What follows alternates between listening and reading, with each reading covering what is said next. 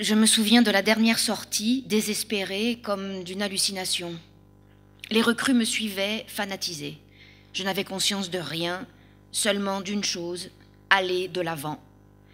J'entendais les mitrailleuses comme si je me trouvais dans le bureau de l'oncle Zébi lorsque les 4 dactylos écrivent toutes en même temps. Je les entendais naturellement devant nous. Soudain, je commence à en entendre d'autres derrière. Serions-nous pris entre deux feux ? Elle rendait un autre son. Elle ne faisait pas penser à des machines à écrire, mais à des perdrix qui caquettent. C'étaient évidemment d'autres machines d'un autre modèle. C'étaient les nôtres. Il nous arrivait même, par rafale, apportés par le vent ou dispersés par lui, des fragments de cet hymne en vers boiteux que Picot lui-même a inventé et qu'il fait chanter aux siens. La mitraille chante, flanque la courante, ô facho. Les 2 mortiers ne chômaient pas. Nous étions sous la paraboloïde que leurs bombes traçaient, et il faut dire qu'elles faisaient du bon travail. Elles tombaient, presque à plomb, sur les nids de mitrailleuses des fachos. Qui donc a inventé ce mot ? Au front, on ne dit pas autrement. Et les recrues me suivaient. Quelques-uns tombaient, les autres n'y prenaient plus garde. Ils avançaient comme inspirés. « Qu'est-ce que c'est que ça, là ? Que veux-tu que ce soit ? Les barbelés ? Mais comment on a fait pour y arriver si vite ?» Les mortiers avaient fait sauter quelques-uns des piquets. À coups de culasse, nous essayons d'élargir les brèches. Vite, sinon il ne restera personne pour le raconter. Déjà, nous sommes entre les barbelés et la tranchée. 100 pas de plus et nous y sommes. 100 pas en pente qu'il nous faut faire en courant si nous voulons y arriver vivants. « Ils se rendent !» J'entends qu'on crie cela à ma gauche. Debout, sur le parapet, je vois un homme grand et très maigre, vêtu de haillons, une barbe de 15 jours et tout couvert de poussière. Un mendiant, me dis-je. Que fait ce mendiant sur le parapet ? Quelque chose brille sur la manche de sa chemise déchirée. C'est un sous-lieutenant. Il a les bras en croix comme s'il voulait m'étreindre. « Cessez le feu, ils se rendent !» J'entends des rugissements à faune. Ce sont mes hommes. Dommage qu'un moment pareil soit plus long à raconter qu'à vivre. Tous des frères, cessez le feu, ne nous tuons plus, ne soyons pas si bêtes. Qu'il est beau, ce moment. Serait-ce déjà le ciel ? Peut-être sommes-nous déjà tous morts et ce facho loqueteux est-il un ange qui vient nous recevoir ? L'ange déguenillé fait un clin d'œil au sien, bien camouflé dans la tranchée. Je le vois dans mes jumelles. De la main droite, en cachette, il leur fait des signes, comme un chef d'orchestre. Quelle symphonie veut-il leur faire jouer ? Quelque chose en notre honneur, évidemment. La mort d'Az. Je le comprends comme si je lisais en lui. Préparer les grenades et, quand ils viendront fraterniser, c'est le vieux truc que nous avons nous-mêmes utilisé dans des circonstances identiques. Les miens jettent leurs fusils pour monter les bras libres, emportés par l'enthousiasme. Je me souviens soudain que ce sont des appelés, qu'ils ignorent ces trucs si classiques. Ils vous trompent ! Mais ils ne m'entendent pas. Cris et confusion. Ils sont comme fascinés par cette embrassade qu'on leur offre. Mon Dieu, que ce désir d'être frères soit en nous si profond et dire que nous l'utilisons pour nous tuer sans risque. Je crie encore « Imbécile !» mais ma voix se perd dans l'immense vacarme. Comme si elle pensait pour son compte, ma main s'en est allée à la poche de derrière et je me trouve avec le revolver entre les doigts, qui semble y être depuis toujours. Je vise très calmement. Derrière le cran brillant du point de mire, l'homme du parapet agite les bras.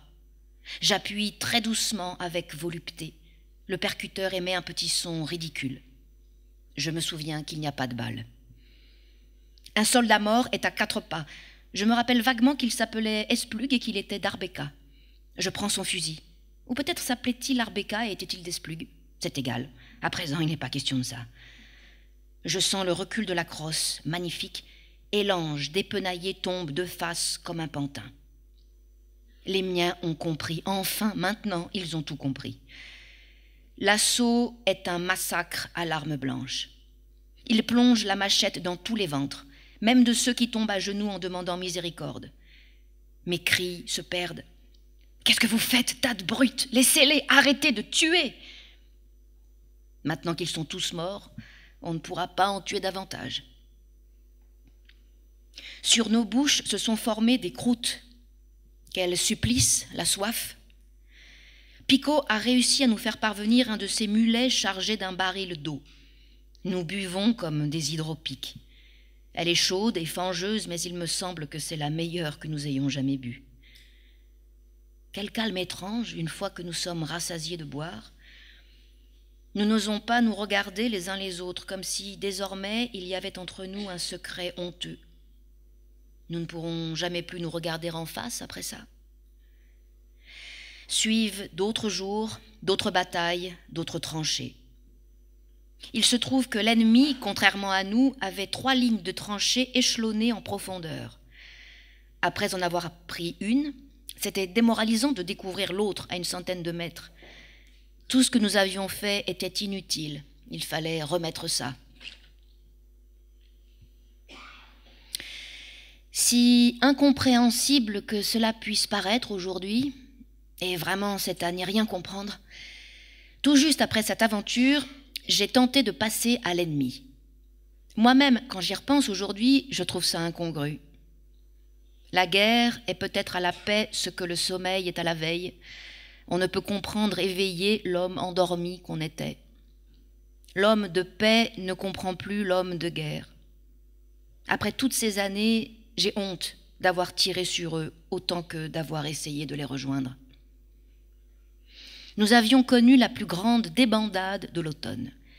Brigades et divisions entières s'étaient désintégrées et aux incohérentes colonnes de fugitifs se mêlaient des soldats venus d'un peu partout.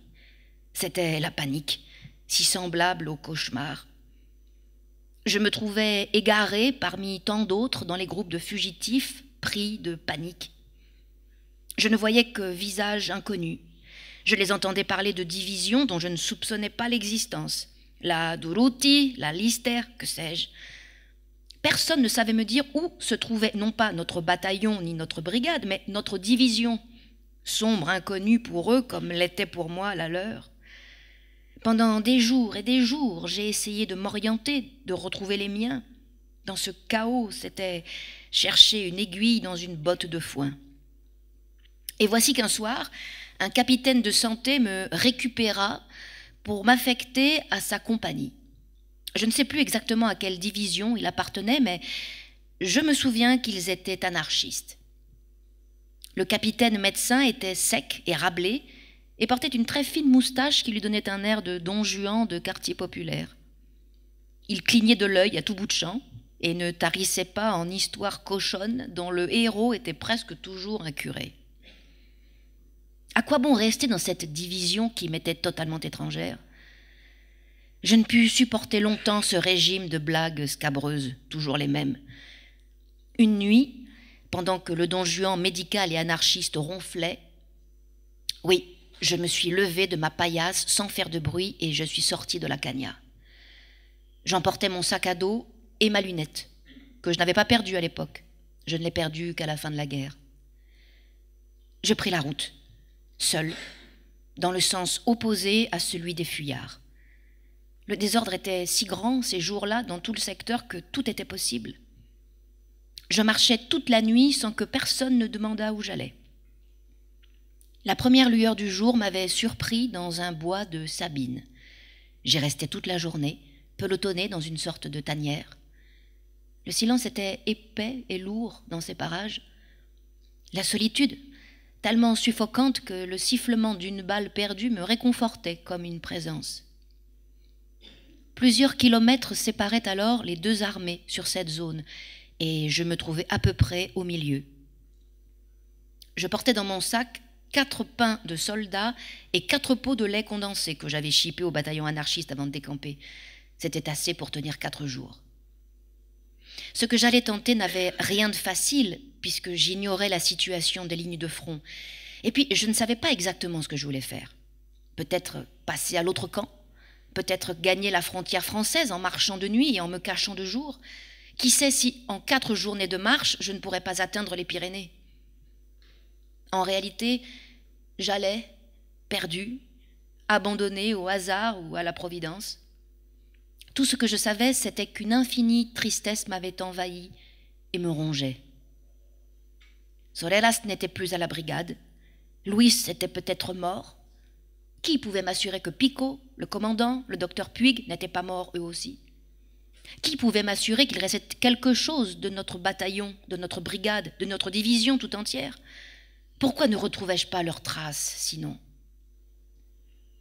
La nuit enfin venue, je repris mon chemin en m'orientant aux constellations. Avant tout, je voulais découvrir où se trouvaient les autres, me faire une idée de la situation. Et je savais, en tout et pour tout, que les autres devaient se trouver quelque part à l'ouest. Je marchais donc vers le Sagittaire, qui, à cette saison, apparaît au ras de l'horizon, à l'endroit où le soleil vient de disparaître. Quand le Sagittaire se couchait à son tour, c'était le chemin de Saint-Jacques qui me guidait, comme il brillait au cœur de la steppe, dans l'air sec et transparent, à l'heure où la nuit était profonde. C'est le souvenir le plus tenace que m'aient laissé ces nuits étranges, comme une fine poussière de diamants. Et plus d'une fois, je m'arrêtais pour l'observer au télescope. Et à d'autres moments, j'éprouvais soudain la solitude comme une main qui me serrait la gorge. Qu'est-ce que j'aurais pleuré, moi qui étais pleurnichard, j'aurais pleuré comme un enfant perdu sans la présence des étoiles. Et le parfum amer du thym, seule végétation avec les sabines rachitiques en ces lieux déserts, le parfum amer du thym dans le vent glacé qui me soufflait au visage. Je me suis parfois demandé si tout cela n'avait pas été une nouvelle crise de somnambulisme, tant j'avançais machinalement, les yeux rivés sur le chemin de Saint-Jacques. Aujourd'hui, après tant d'années, je voudrais qu'il en soit ainsi, que ma volonté consciente et responsable n'y ait jamais pris part, car je le ressens aujourd'hui comme jamais je ne l'avais ressenti à l'époque, comme une désertion. Mais non, les crises de somnambulisme ne laissent aucun souvenir, à tel point que je ne les soupçonnerais pas si elles ne m'avaient été rapportées. Inutile de se leurrer, j'essayais de déserter en toute conscience. La nuit suivante, j'entendis des voix au loin. C'étaient les premières que j'entendais depuis 3 jours. Et de nouveau, j'hésitais sur la décision à prendre. Je me rendais compte qu'il était pratiquement impossible de gagner les Pyrénées. Revenir en arrière? À quoi bon, si ni Luis ni Soleras n'étaient plus à la brigade, si Pico, le commandant, le médecin étaient peut-être tous morts ou prisonniers? J'allais franchir l'un des pas les plus décisifs de ma vie. J'allais choisir mon ennemi. Jusqu'alors, je m'étais trouvé dans l'un des 2 camps sans l'avoir choisi. Je m'y étais trouvé du fait des circonstances et non par choix. Et jamais je n'avais pensé que les autres pouvaient être mes ennemis. C'étaient les autres, simplement. Jamais cette pensée ne m'avait traversé l'esprit. Pas même au moment où je tirais sur eux, où je leur balançais des bombes à main. Ça avait été une ivresse suivie d'une grande honte. Un instinct s'était emparé de moi qui m'avait fait agir comme si je n'étais pas moi, mais un autre. La même chose aurait pu m'arriver dans les mêmes circonstances si j'avais été de l'autre côté. C'était pour moi une évidence. Et je n'avais pas tiré sur eux dans ces moments de démence parce qu'ils étaient mes ennemis, mais pour d'autres raisons inexplicables, celles-là. Et il en était ainsi dès lors que je n'avais pas choisi mon camp. Je m'étais contentée de rester dans celui où la guerre m'avait surpris. Il en avait été ainsi jusqu'alors. À présent, j'allais choisir. Dorénavant, mes amis deviendraient mes ennemis et vice-versa par choix de ma libre volonté. Les voix, enfin, étaient tout près, à 30 pas peut-être. Je les entendais si confusément que je ne prenais pas conscience d'un fait. Je ne comprenais rien à ce qu'elles disaient.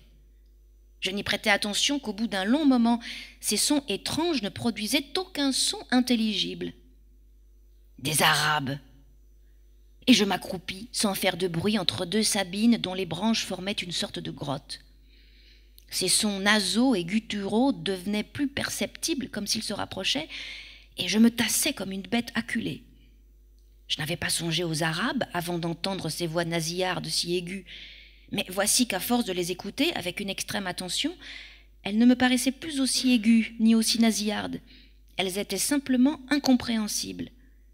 Et si c'étaient des Basques? Je savais que les derniers restes de l'armée basque, survivants d'une résistance désespérée, avaient accosté en Gascogne à bord de barges pour rallier en traversant la France les troupes catalanes. C'est la Providence qui a guidé mes pas, pensais-je tout à coup. Bénie soit-elle toujours. Mieux vaut rejoindre les Basques que les Arabes. Les voix tantôt se rapprochaient, tantôt s'éloignaient, comme si elles venaient d'une patrouille en train de fouiller les bosquets. Je suais malgré le froid. Je sentais les gouttes au-dessus de ma lèvre et une autre sur mon échine qui dégringolait comme du vif argent. Là-dessus, j'ai aperçu un feu de camp à travers les Sabines à une centaine de mètres de ma tanière. Il venait de le faire partir avec des ajoncs secs et les flammes crépitaient comme un feu d'artifice. Je me suis signée avant de sortir à quatre pattes. Il fallait que je sache une fois pour toutes qui ils étaient. Je ne suais plus. Je me sentais bizarrement lucide. Une branche épineuse m'a frôlé la joue comme la griffe acérée d'un animal. J'ai réussi à m'approcher du feu sans donner l'alarme, assez pour voir leur visage. Ils émergeaient de l'obscurité à la lueur des flammes comme dans un tableau baroque. Quel visage, Dieu du ciel! Quel visage! Je me suis redressée pour m'enfuir à toutes jambes. C'était le comportement d'un parfait imbécile. Les balles sifflaient autour de moi comme un essaim de moustiques affamés. Je n'éprouvais plus qu'un désir, voler. Et j'ai volé. Mais pas en l'air, j'ai volé vers le bas. Jusqu'à ce que mon vol tout à coup s'interrompe et j'ai ressenti cette stupeur de l'oiseau fauché en plein vol. J'essayais de bouger mes jambes, mais elles n'obéissaient pas, comme si c'étaient les jambes d'un autre. Je les sentais étrangères sous ma main. Je percevais la rumeur des allées et venues des Arabes, leur voix pénétrante. Ensuite, un silence étrange engloutit toutes les rumeurs. Pourquoi ne voyais-je pas les étoiles au-dessus de ma tête? Pourtant, la nuit était dégagée au moment où j'étais tombée. Mais tombée où? Ce silence, ce froid, l'obscurité épaisse, mes jambes qui ne bougeaient plus. Oh, que le jour vienne! Mais à la première lueur, on me découvrira. Un froid humide me pénétrait jusqu'aux os dans mon immobilité. Et de nouveau, les voix se rapprochaient. Mon Dieu, que la nuit soit éternelle. Mais à présent, ô miracle, je les comprenais. Je comprenais tout ce que racontaient les Arabes. Ma tension céda, mes jambes recommencèrent à obéir. Je voyais de nouveau le ciel étoilé, le chemin de Saint-Jacques comme une poussière de diamants, et j'ai éclaté en sanglots. Je pleurais comme une madeleine sans pouvoir m'en empêcher. Ils parlaient catalan. J'aurais voulu pousser un grand cri pour les appeler à mon secours, mais j'ai perdu connaissance. « Quelle merde !» Ce sont les premiers mots que j'ai entendus en revenant à moi. Et en ouvrant les yeux, j'ai vu le visage auquel je m'attendais le moins, celui de l'assistant du commandant Rosic, un type qui louchait. « Quelle merde! Qu'est-ce que tu foutais au fond de ce bief? Heureusement qu'il était vide !» Et le type qui louchait commença à m'expliquer les derniers événements, tout excité encore par la bataille récente. « On a repoussé les Arabes, quel fils de pute! Partout, des tas de morts, des tas de blessés, quelle merde! Mais la débandade est terminée, on a arrêté de courir comme des lapins. » Et le commandant, où est-il? Tout près d'ici. Les Arabes ont failli nous encercler. Tu sais qu'on a enfin retrouvé Louis? On l'a découvert par hasard dans un hôpital de campagne, très loin de la brigade. Il est salement blessé. Une blessure moche. Il s'est fait embarquer par les brancardiers d'une division anarchiste qui l'ont amené à Mirete sans prendre la peine de nous le signaler. Chaque brigade, chaque division s'occupe de ses oignons, tu sais. Au fait, tu savais qu'une division anarchiste a tiré sur une autre qui était communiste? Quelle merde!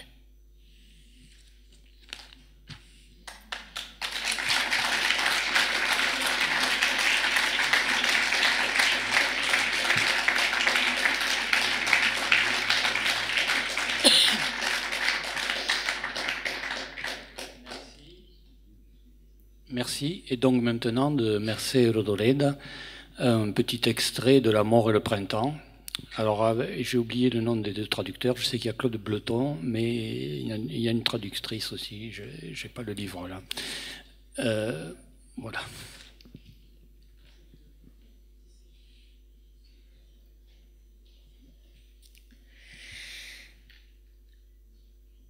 Je me suis avancée sur l'herbe mouillée et en haut de la pente, derrière les buissons, est apparu le champ où étaient cultivés les plants. Les jeunes troncs n'avaient pas de feuilles, mais ils auraient tous leurs cadavres quand on les aurait transplantés dans le bois, quand ils seraient devenus de gros arbres. J'ai traversé le champ, on aurait dit des choses qui n'apparaissent que dans le sommeil. Je me suis arrêtée à l'orée du bois, à l'endroit où la coupe sépare le soleil de l'ombre. J'avais déjà repéré le nuage de papillons depuis un moment. Les arbres du bois étaient très grands, très feuillus, avec des feuilles à 5 pointes, et, ainsi que me l'avait souvent dit le forgeron, chaque arbre avait au pied la plaque et l'anneau. Les papillons étaient blancs, il y en avait des milliers. Ils volaient, inquiets, et beaucoup ressemblaient à des fleurs mal ouvertes dont le blanc était un peu cassé de vert. Les feuilles bougeaient, des giclées de soleil allaient des unes aux autres et l'on distinguait des taches de bleu. Le sol était recouvert de vieilles feuilles sèches qui dégageaient une odeur de pourri.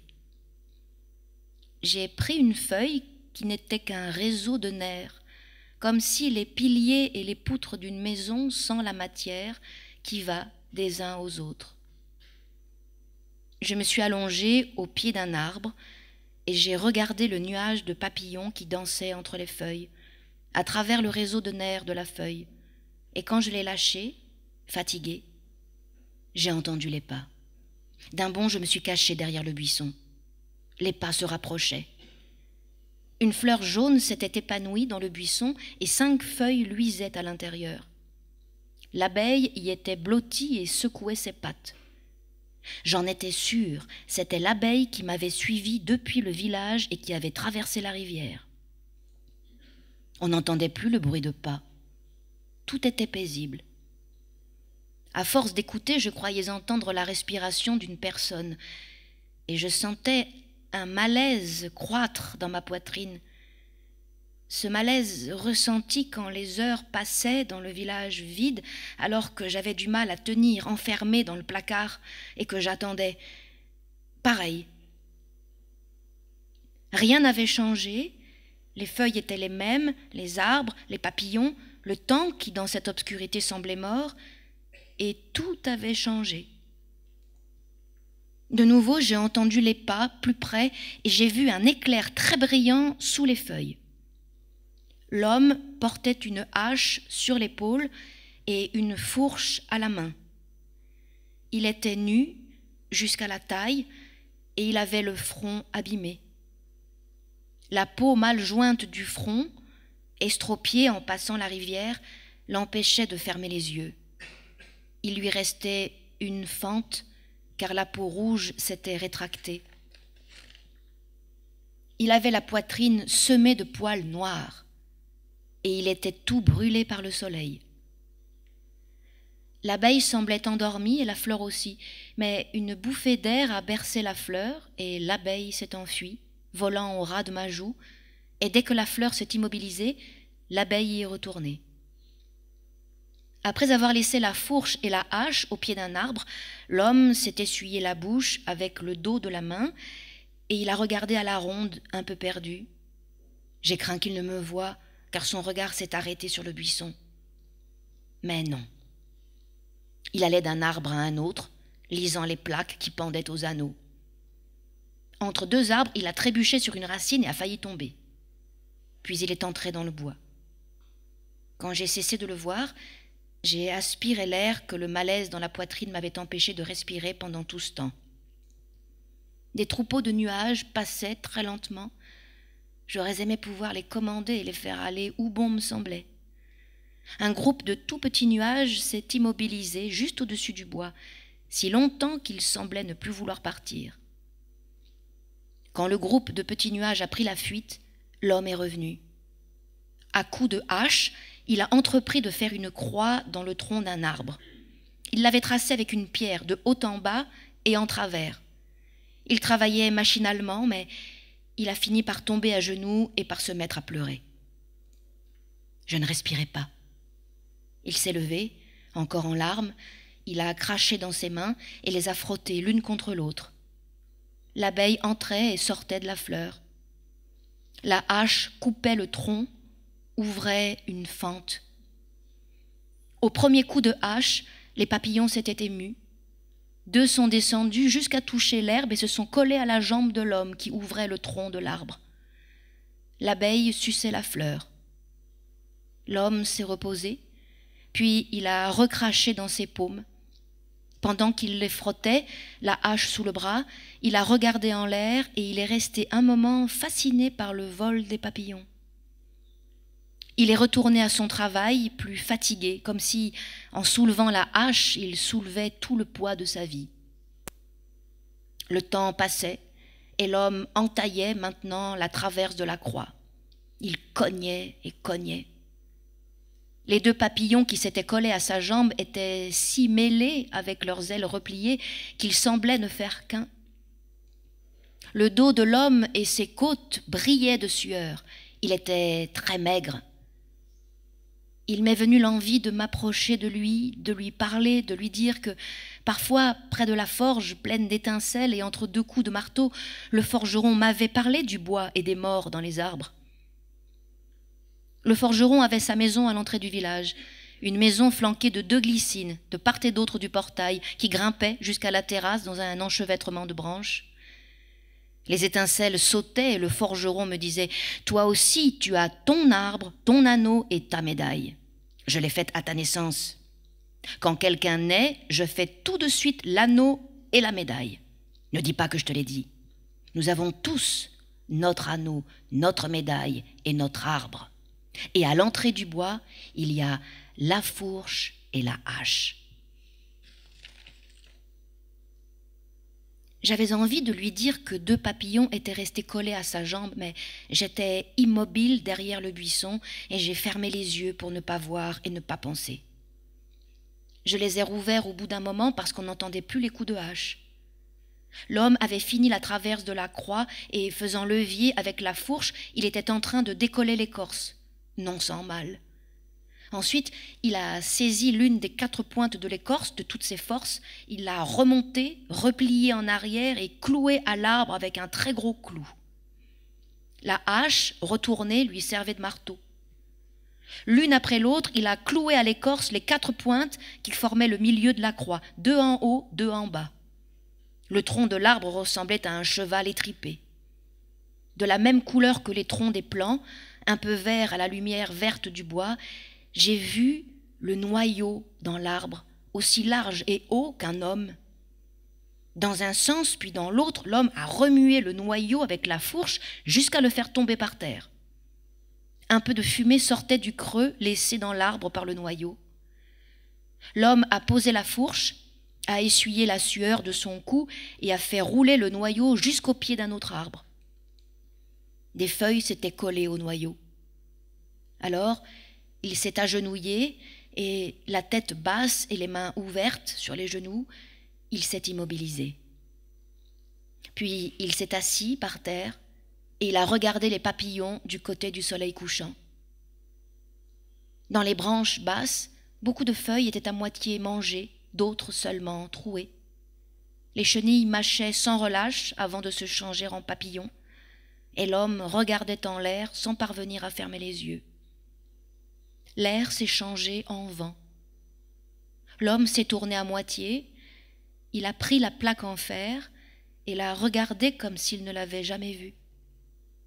Il passait un doigt dessus, suivait les lettres une à une. Enfin, il s'est levé, a pris la fourche et la hache et s'en est allé vers l'orée du bois. La hache sur son épaule brillait de temps en temps à travers les feuilles basses. Il est revenu les mains vides. Et, comme si tout recommençait, l'abeille est revenue dans la fleur et l'homme s'est approché de son arbre. Il pleurait. Il s'est introduit dans l'arbre à reculons. Les 2 papillons qui avaient quitté sa jambe pendant qu'il faisait rouler le noyau volaient, emmêlés au-dessus des brins d'herbe, et ils se sont introduits dans l'arbre avec lui. Avant que tout soit fini, ils sont sortis, se sont posés sur un nœud de l'arbre et se sont envolés jusqu'au noyau imprégné de résine qu'ils n'ont plus quitté. J'ai détourné la tête. Quand de nouveau j'ai regardé l'arbre, je n'ai vu que la croix et les 4 clous par terre. Devant mes yeux, l'abeille volait avec rage comme un petit sachet rayé de jaune et de noir, minuscule. Je me suis levée. Je me suis frotté les yeux, car le vent était chargé de poussière, de soufre, et je suis allée jusqu'au pied de l'arbre. Tout y était plus paisible que près du buisson. Le vol des papillons, la vie et la mort des chenilles, la résine qui bouillonnait de haut en bas et de part et d'autre de la croix qui refermait la blessure de l'arbre, tout était paisible. J'ai eu peur. Une peur venue de cette résine qui bouillonnait toute seule, du toit de lumière caché par les feuilles, de tant d'ailes blanches qui volaient, et je suis partie. D'abord lentement et à reculons, ensuite je me suis mis à courir comme si l'homme, la fourche et la hache me poursuivaient. Je me suis arrêtée au bord de la rivière et j'ai collé les mains à plat sur mes oreilles pour ne pas entendre la tranquillité. De nouveau, j'ai traversé la rivière par-dessous à cause de l'abeille qui me suivait et que j'aurais tuée si j'avais pu. Je voulais la laisser seule, l'égarer parmi les gueules de loup pleines d'araignées qui l'attendaient. De l'autre côté de la rivière, j'ai quitté la puanteur des feuilles rongées par les chenilles pour retrouver l'odeur des glycines et le relent du fumier. La mort et le printemps. Je me suis allongée par terre, sur les galets, le cœur vide de sang et les mains glacées. Car j'avais 14 ans, et l'homme qui était entré dans l'arbre pour mourir, c'était mon père.